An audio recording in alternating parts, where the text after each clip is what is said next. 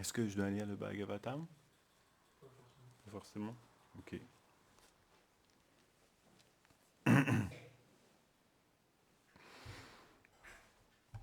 Donc,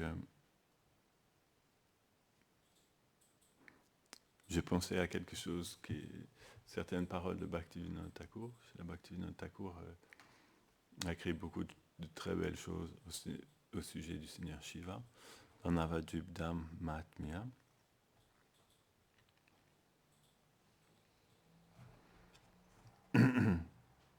Il y a une seconde partie de Navadvipdam Mahatmya qu'on appelle Pramanakanda, l'épreuve des Shastras par rapport à l'existence de Navadvip.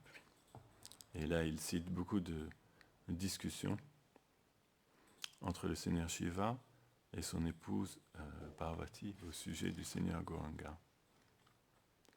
Alors, comme aujourd'hui nous sommes le jour de Shivaratri,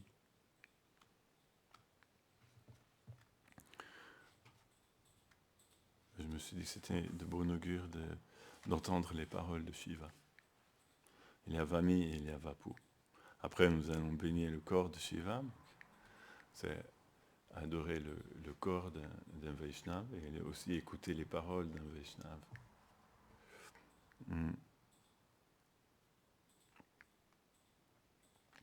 Om Agyanati Mirandasya Ganam Janam Shalakaya Chakshurunmilitam Yena Tasmai Shri Gurave Namah Shri Chaitanya Manobhistam Stapitam Yena Bhutale Swayam Rupa Kadamahyam Dadati Swapadantikam Namo Mahavadanyaya Krishna Prema Pradayate Krishnaya Krishna Chaitanya Namne Guradvishe Namah Shri Krishna Chaitanya Prabhu Nityananda Shri Advaita Gadadhara Shri Vasari Gaurabhakta Vrinda Hare Krishna Krishna Krishna Hare Hare Hare Rama Rama Rama Hare Hare Vanshakalpatarubhyascha Kripa Sindhubhya eva cha Patitanam Pavanebhyo Vaishnavebhyo Namo Namaha Mukam Karuti Vachalam Pongam Langayete Girim Yad Kripam Tamaham Vande Shiguru Dinatarana. Le Seigneur Shiva est très très connu. Très très très connu. Peut-être même plus connu de nos jours que Krishna en Inde. Même dans le monde entier, les gens maintenant commencent à connaître le Seigneur Shiva. Il est très connu.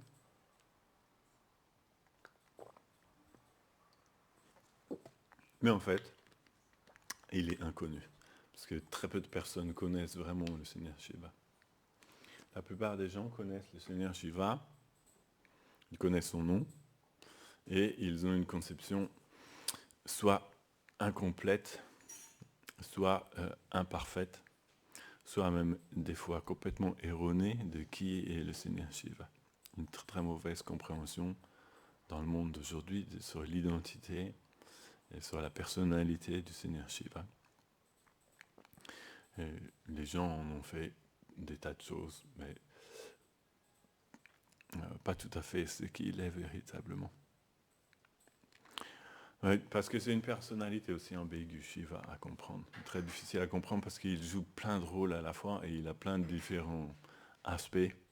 Il fait plein de trucs différents. Quand une personne fait plein de choses différentes, c'est difficile de savoir à quel moment elle est pleinement elle-même, à quel moment elle joue d'autres rôles. Non ? Et le Seigneur Shiva, il est un peu comme ça. C'est difficile de comprendre véritablement qui il est au fond de son cœur. Pourtant, c'est ça qui est important, pour essayer de comprendre une personne, essayer de comprendre vraiment qui est cette personne au fond d'elle-même. Et le Seigneur Shiva, il détruit l'univers, par exemple.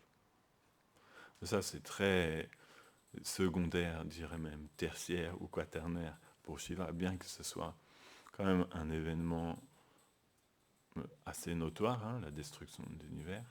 Mais pour lui, c'est juste une petite activité. Et il fait ça juste en dansant. Il n'a pas besoin de faire grand-chose pour détruire l'univers, il a juste besoin de danser. Et par sa danse, tout l'univers devient détruit. Mais Alors je ne vais pas pouvoir tout expliquer parce que le temps est très court, peut-être juste quelques bribes, mais il y a un aspect très intéressant du Seigneur Shiva pour lequel les Gaudiya Vaishnav l'adorent, c'est qu'il est le gardien euh, du, du monde spirituel. Et en fait, pour pouvoir entrer dans la réalité spirituelle, il faut passer par Shiva. Sinon, c'est impossible. C'est impossible de rentrer dans le monde spirituel sans avoir la bénédiction de Shiva. C'est comme chez les chrétiens, il y a Saint-Pierre, vous connaissez Saint-Pierre, c'est lui qui a la clé. Si tu ne passes pas par Saint-Pierre, tu ne peux pas entrer dans le paradis. C'est ça qu'ils disent. Eh bien, c'est pas s'il faut que ça, puisqu'il y a une personne qui garde le monde spirituel, il s'appelle Shiva. C'est impossible de passer sans ces bénédictions. Et, vu d'une autre manière, en fait, grâce à sa bénédiction, on peut entrer dans la réalité spirituelle. Et c'est ça qui fait toute la différence entre l'expérience et la théorie. Il y a la théorie, on entend dire beaucoup de choses, mais comment on peut accéder à cette réalité spirituelle? Il faut obtenir la grâce de Shiva. Si on peut obtenir la grâce de Shiva, alors toute la réalité spirituelle va devenir révélée. Lorsqu'on va visiter un lieu sacré comme Navadvip ou Vrindavan ou Jagannath Puri, on peut venir et on va voir quelque chose avec nos yeux, mais on ne verra pas ce qu'on appelle véritablement le Dham, la terre sacrée qui se trouve là, au-delà de la vision des yeux matériels. Celle-ci est visible simplement par l'âme. Avec notre cœur, on peut voir. Mais pour ça, il faut que le Seigneur Shiva inverse notre vision et qu'il nous donne de pouvoir pénétrer dans cette autre réalité. En fait, la totalité du monde dans lequel on vit, là, aujourd'hui, il y a différents niveaux, il y a différentes dimensions qui sont entremêlées les unes dans les autres. 5 dimensions. Je ne vais pas rentrer dans les détails, mais 5 dimensions. Actuellement, nous vivons dans la dimension la plus basse. Et il y a différents niveaux comme ça. Et là, au niveau de la dimension la plus élevée, on appelle Aprakrita. C'est là où Krishna demeure. Puisqu'on dit Krishna est partout, non? Krishna est partout. Il n'est pas simplement partout dans sa forme de l'âme suprême, il est aussi partout. C'est-à-dire que sa demeure éternelle de Vrindavan, elle est aussi omniprésente. Actuellement, nous sommes aussi situés dans la demeure éternelle de Vraj. Juste, on ne peut pas le voir. C'est juste ça qui nous manque. Pourquoi on ne peut pas le voir? Il manque juste que Shiva nous permette de voir ça. Srila Bhaktivinoda Thakur explique dans Navadvip Mahatmya, Shiva, il recouvre la réalité spirituelle avec un fin film d'énergie matérielle, pour qu'elle ne soit pas perceptible. Et pour qu'il enlève ce film-là, il faut obtenir ses bénédictions, prier Shiva. C'est pour ça que les Vaishnavas offrent l'abhishek au Seigneur Shiva. Quand on offre l'abhishek au Seigneur Shiva, c'est pour essayer d'obtenir sa grâce. Essayer de lui faire plaisir. Et le Seigneur Shiva est facilement satisfait. On l'appelle Ashutosha. Ashutosha, il est facilement satisfait. Il se met, à la fois, il se met facilement en colère aussi, et à la fois, il est facilement satisfait.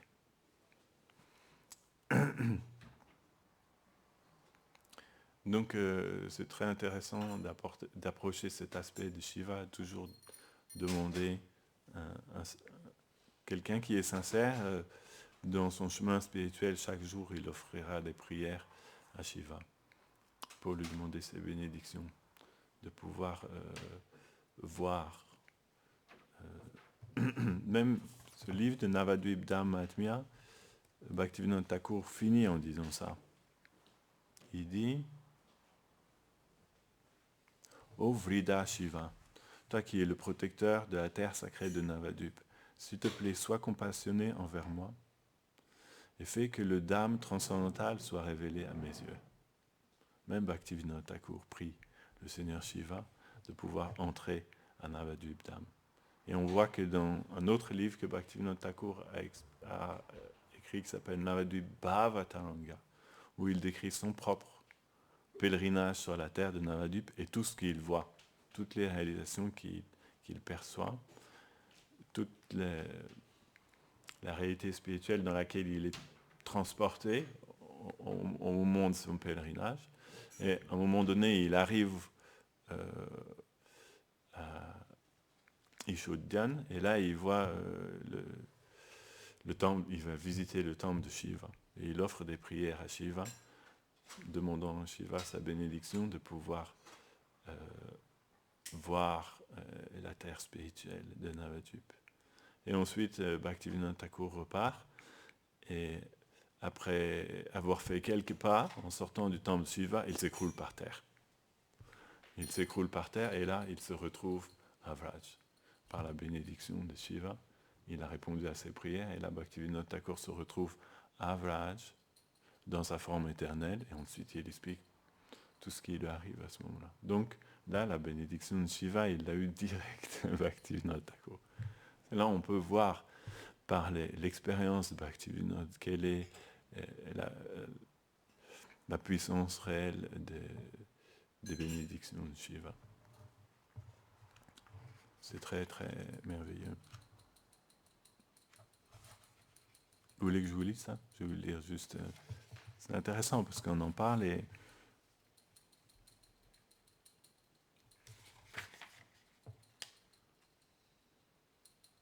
Alors...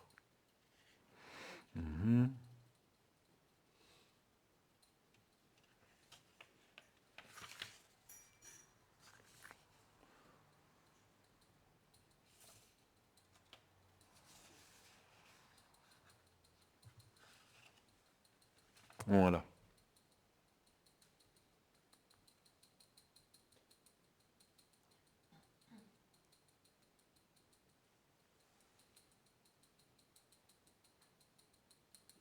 Ok.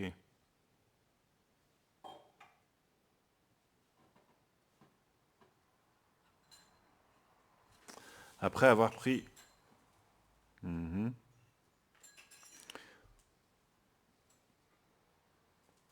Durvasa Muni installa son ashram ici à Rudradvip. Là, Bhaktivinoda Thakur arrive à Rudradvip. Et il abandonna toute sa pratique du yoga. Durvasa Muni a abandonné le yoga, c'est un scoop. Simplement pour adorer les pieds pareils de lotus de Gauranga. D'autres yogis aussi comme Ashtavakra et Dattatreya, ainsi que Panchamukha Shiva, abandonnèrent toute la philosophie impersonnaliste et s'engagèrent à méditer sur les pieds pareils de lotus de Gauranga. Désormais, ils ne désirent plus se fondre dans l'effulgence du Seigneur. Quand donc pourrais-je errer dans les forêts et arriver au lieu où se trouve le Shiva Lingam? À Navadvip, il y a un grand Shiva Lingam. Je m'assirai là alors et je méditerai sur les pieds pareils au lotus de Gauranga. Et alors, je verrai une merveilleuse déesse apparaître. Lorsqu'elle me remarquera, je lui offrerai mes hommages et lui demanderai « Quel est ton nom, ô mère ?» Avec des larmes dans les yeux, elle me répondra « Écoute, mon fils, il est impossible de t'expliquer ma tristesse. Il y a 5 sortes de libération et on m'a donné le nom de Sayuja, ou Nirvana. Mes 4 sœurs, Salokya, Salupya, Samipya et Sasti, sont parties à Vaikuntha Loka et elles m'ont laissé ici embarrassé. Par la miséricorde de Shiva, Dattatreya et des autres sages ont arrêté de s'intéresser à moi aussi. Et ils sont venus ici pour s'asseoir à Rudradvip. Inutilement, maintenant je les regarde.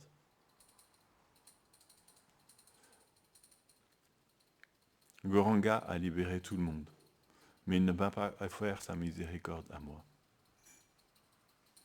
Ainsi, il faut que je trouve un lieu pour abandonner mon corps. Ce lieu est appelé Nidaya, le lieu où il n'y a pas de miséricorde. C'est intéressant, hein?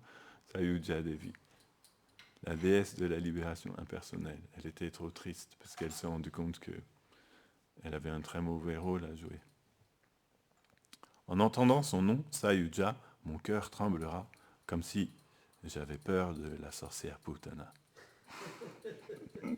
Bhaktivinoda Thakur a eu peur quand il s'est rendu compte que c'était Sayuja qui était en face de lui. Il a dit « Ouh !» Avec une grande peur, je fermerai alors mes yeux et je m'écroulerai sur le sol. Alors, à ce moment-là, une grande personnalité me touchera et je me relèverai et je verrai devant moi la merveilleuse figure du Seigneur Shiva. Là, Bhaktivinoda Thakur se relève. Quelqu'un l'a touché, non? Il ouvre ses yeux et il voit Shiva devant lui, dansant et chantant. Il chante « Ô merveilleux et miséricordieux fils de Sachi, accorde ta miséricorde à tous les êtres vivants. S'il te plaît, chasse au loin toute peur. » Ça, c'est le kirtan de Shiva. Le Shiva, son kirtan, il fait le kirtan de Gauranga. Quand il danse, ce que les gens ne savent pas, hein, lui, il médite au Seigneur Chaitanya et il chante le nom du Seigneur Chaitanya. Un jour, son épouse lui a même dit « Mais quel genre de nom est-ce que tu chantes ?» Et donc, je tomberai aux pieds de Mahadev et Shiva, et je prierai de pouvoir devenir purifié. Étant infiniment miséricordieux, il placera son pied sur ma tête et me donnera l'essence de tous les enseignements. Intéressant, hein? Je ne me rappelle plus de ça. Écoute, la dévotion pour Sri Krishna est l'essence de tout ce qui existe. S'efforcer d'obtenir la connaissance, d'accomplir des actions intéressées, de faire du yoga ou d'atteindre la libération est complètement inutile. Par ma miséricorde, tu pourras conquérir l'énergie illusoire et tu atteindras très rapidement l'ombre des pieds pareils au lotus de Gora. Regarde, Sri Pulina qui s'étend au sud de là où nous sommes. Ce lieu représente Vrindavan, sur la terre de Navadvip. Vas-y et contemple les divertissements de Krishna. Très bientôt, tu atteindras les pieds pareils de lotus de Radha.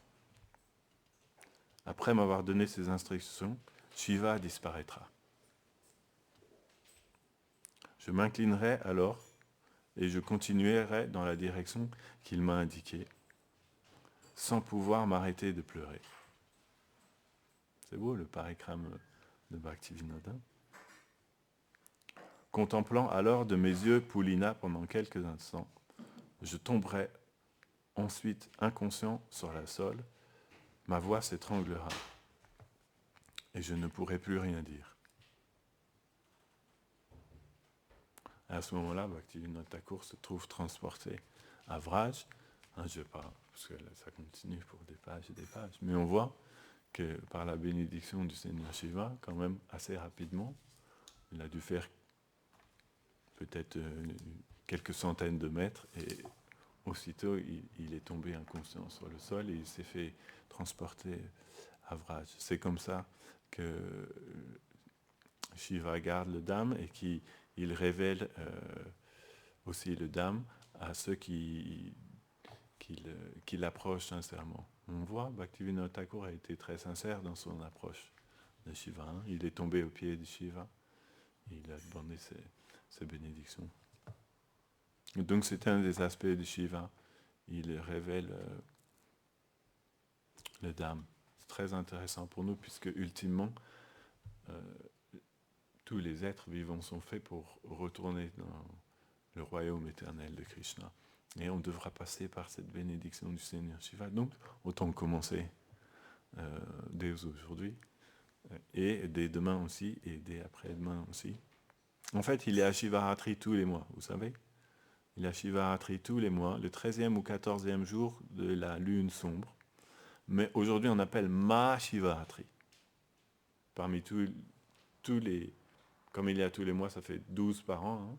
Parmi les 12 Shivaratri dans l'année, aujourd'hui, c'est le plus important, on appelle Maha-Shivaratri. Mais si on veut, on peut fêter tous les mois Shivaratri.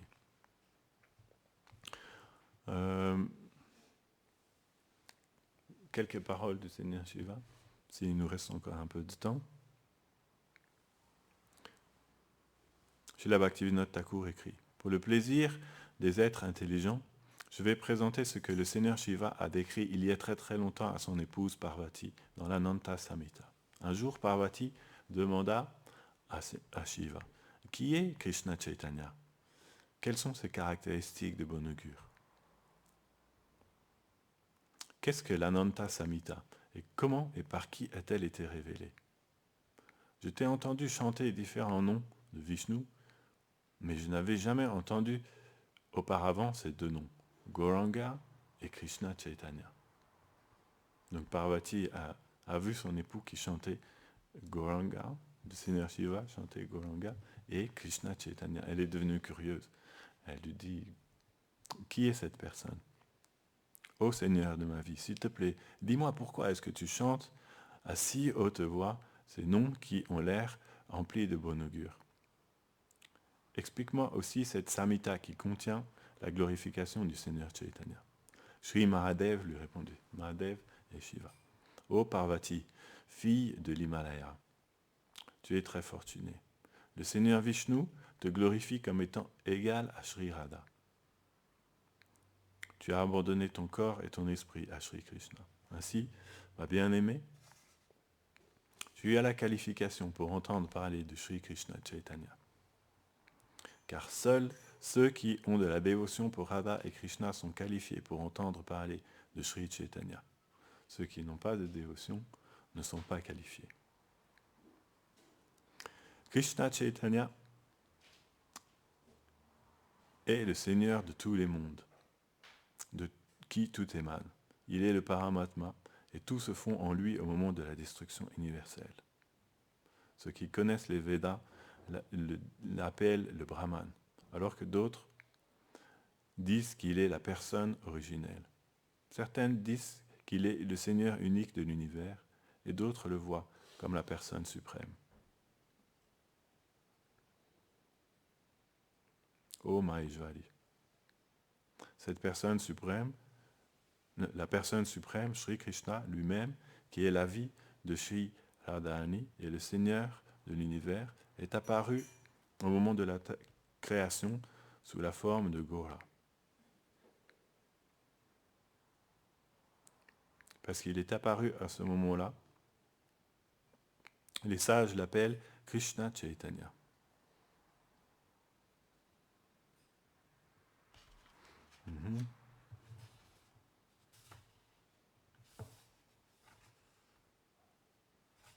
Je vais passer un petit peu.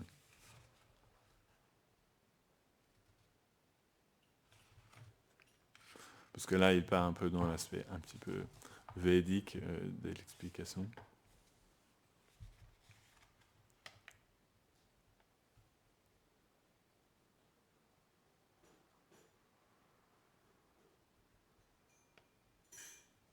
Puis Parvati dit, s'il te plaît, dis-moi, ô Seigneur, donc elle s'adresse à nouveau à son mari, Shiva, toi qui es un océan de miséricorde, où se trouve cette terre de Navadvip sur laquelle demeure Gauranga? Le nom de Gauranga vient de captiver mon esprit. Tu m'as déjà parlé des gloires de Vrindavan, s'il te plaît, parle-moi des gloires de Navadvip. En entendant les paroles de Parvati, Shiva l'étreignit et lui dit avec grand respect, « S'il te plaît, écoute-moi, je vais te décrire les gloires de Navadvip qui accordent le pur amour de Krishna à l'humanité entière et détruit tous les péchés. »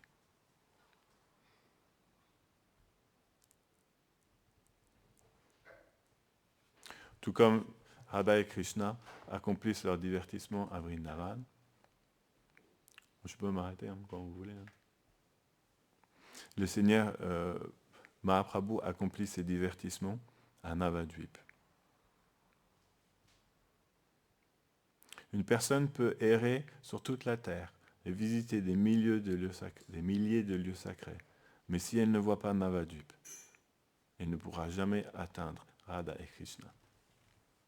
Ô Parvati, dans une simple petite portion de cette terre de Navadup, tous les lieux sacrés sont contenus.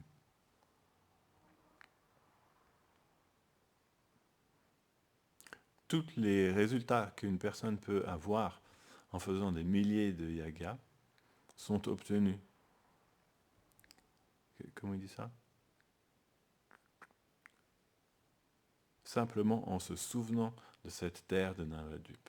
Ça veut dire juste quand vous... Ce sont les instructions de Shiva, hein, il nous explique la gloire de Navadup Dham. Juste le fait de se souvenir de Navadup, vous avez accompli des millions de yagas.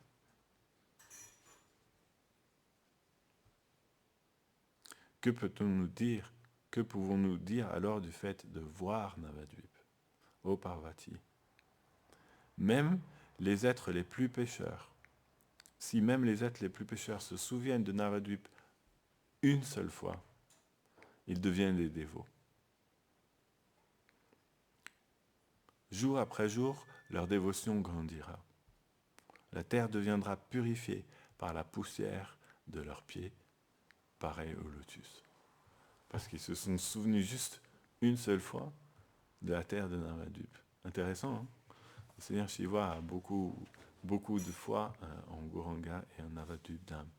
Ceux qui vivent à Navadup et qui acceptent Gauranga comme leur Seigneur adorable ne doivent pas être considérés comme étant des mortels ordinaires. Ils sont des associés personnels de Gauranga. Par le simple fait de se rappeler de ces dévots, les personnes les pires qui puissent exister deviennent purifiées. Que dire de voir ces dévots?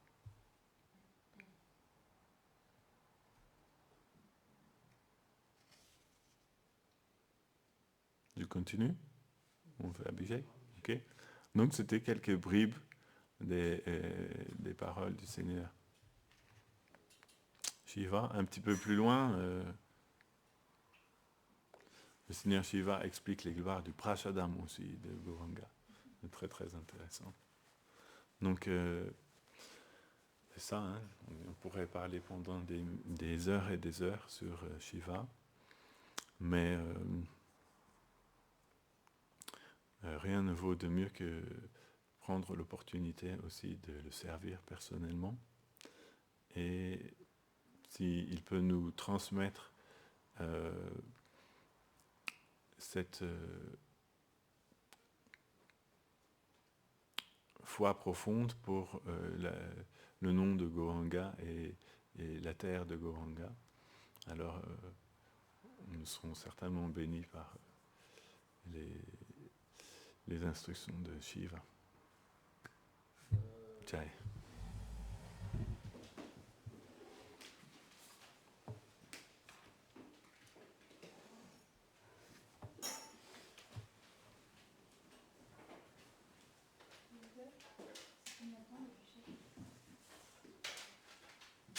Alors aujourd'hui, il y a un festival à 18h, 21h, minuit, 3h du matin. Il y a le couvre-feu aussi.